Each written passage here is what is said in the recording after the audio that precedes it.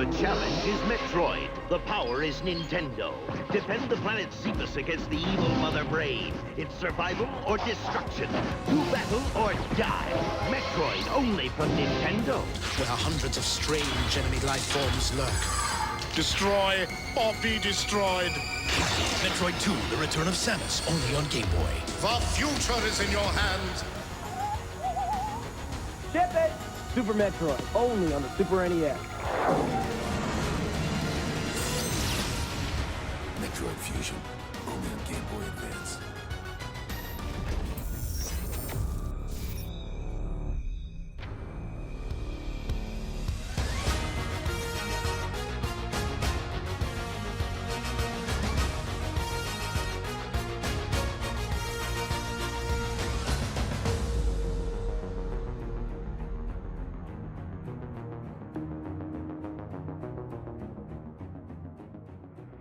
There are 3 games that I hold in higher regard than maybe any other in this massive medium. Halo CE is my favorite game of all time, full stop. A schlocky, corny, sci-fi adventure with amazing shooting and punching, crisp animations years ahead of its time, and a protagonist who speaks more through the player and their actions than his own words. Mwah!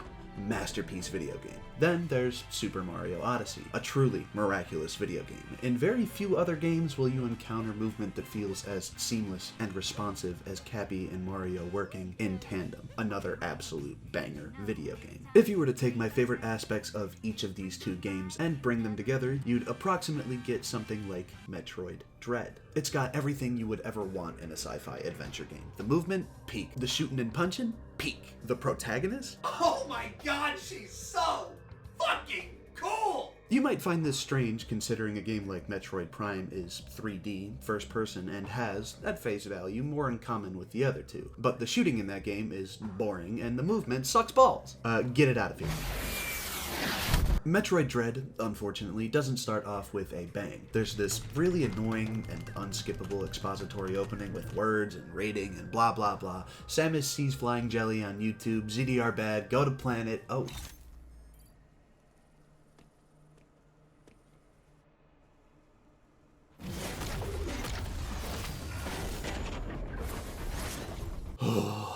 This is the good stuff. The opening confrontation with Raven Beak is so sick. Every move he displays here will be used in his actual boss fight at the end of the game, and you can react to them as Samus does here to dodge them. Samus is incapacitated and left on the stone floor of Artaria, the opening zone of the game, and our journey begins.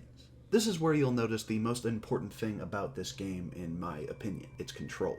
You will never play a game where the main character controls quite as well as Samus does in Metroid Dread. As soon as you flick your control stick, bang! She doesn't waste any time launching into a full sprint. No matter the input you make, she responds with so much immediacy and finesse. It feels so good. Every step, jump, wall bounce, ledge grab, shot, slide. The fucking slide, man. Samus is a woman on a mission in this game, and her controls sell that better than any expository cutscene ever could. It transfers just as well to the abilities you'll grab in the latter half of the game. The speed boost grants explosive momentum that can be used as an attack or stored for a shine spark. The phase shift can be used 3 times in quick succession to maximize your mobility both in the air and on the ground. All of these options of traversal and combat lend to an experience that is not only great fun to play, but works overtime as characterization for our main lady, which, if I may pat myself on the back, is a great segue into our next topic, Samus Aran. Samus Aran is the OG video game heroine, and this game does her justice. Her animations all thoroughly sell this confident swagger. She walks with a lot of hip in this game, sauntering through dangerous environments like a walk in the park. Every frame of Samus doing literally anything could make it as a desktop wallpaper. She spends most of the game mogging the absolute fuck out of anything unlucky to be on the receiving end of her arm cannon. The amount of BM she displays in this game would make a fucking Counter-Strike player piss their pants. Poor Kraid. Goofy motherfucker never saw it coming.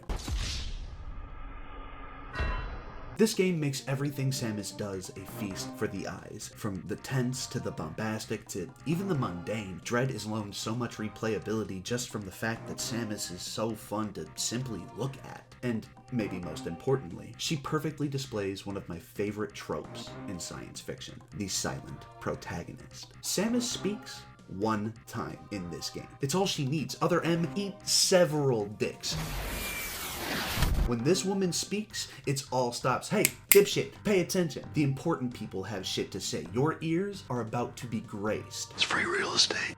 After Samus endures a walking wall of text dressed as a bird, the theme of Samus Aran plays, and she verbalizes all of her thoughts in a single sentence. Kino ulu turuta. Ana maril sanur pura. Ay marhel kalom.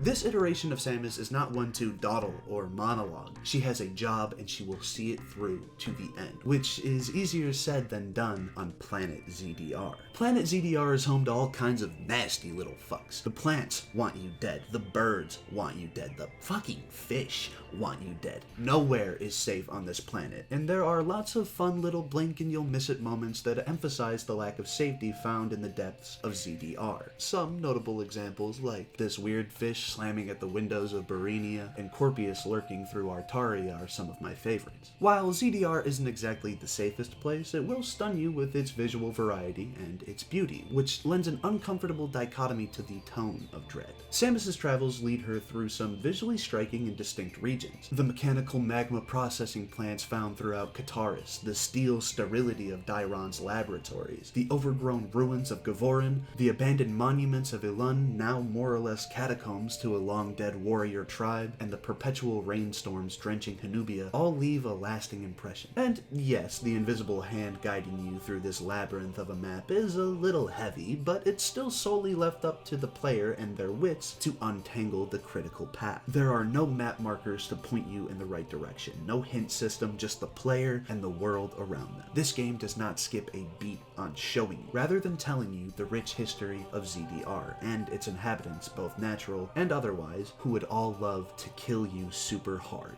Enter the E.M.M.I. The E.M.M.I are Metroid's second crack at the stalker enemy type popularized by well-known horrifying motherfuckers like Resident Evil's Mr. X and Silent Hill's Pyramid Head. The first attempt being Fusion's SAX, which was a decent enough first outing. The E.M.M.I are also pretty decent. They carry an intimidating aura and hammer home the survival at all costs theme that Dread so desperately clings to. You cannot kill the E.M.M.I, or at least not right away. When you encounter them, your only options are to get the fuck out of dodge or die. Until you've got the necessary equipment to put them down, their zones are masked in this film grain, further distinguishing their roaming grounds as a place not to be. They're animated in this interesting blend of robotic and animalistic movements, contorting their shape and size to fit through vents, crawling along the walls and ceilings. These dudes creep the fuck out of me. When you find their central unit and acquire the Omega Stream and Blaster, finally punctualizing their existence with a bang, it's accompanied by feelings of relief and reward, lifting the film grain from their zones and granting you a shiny new item. Implementing this kind of enemy isn't an easy balancing act to nail, but Dread does so nonetheless. The E.M.M.I act as incredibly unsettling mini-bosses to each of their respective regions. Oh, right,